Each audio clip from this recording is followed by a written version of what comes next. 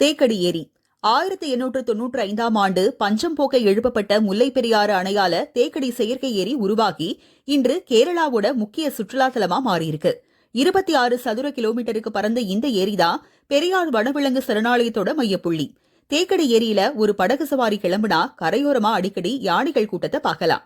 Luck இருந்தா புலி கூட பார்க்கலாம். அது மட்டும் இல்லாம ஏரி சார்ந்த பல பறவைகள் இனத்தை பார்க்கலாம். திருவனந்தபுர அரசர்களின் வேட்டை களமா இருந்த பகுதி இன்று விலங்குகளோட சரணாலயமா, விலங்குகளோட சொர்க்கமா மாறியிருக்கு.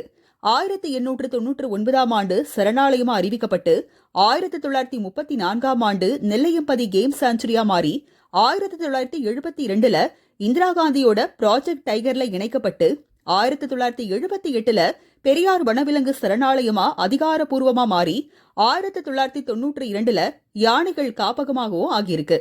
ஏரிக்கு நடுவே அரச குடும்பத்துக்கான எடப்பாளைய அரண்மனை கூட இருக்கு. வனத்துறை சார்பா பல்வேறு வனம் சார்ந்த சுற்றுலாவும் நடத்தப்படுது. வாங்களே நாம கூட தேக்கடிக்கு போகலாம்.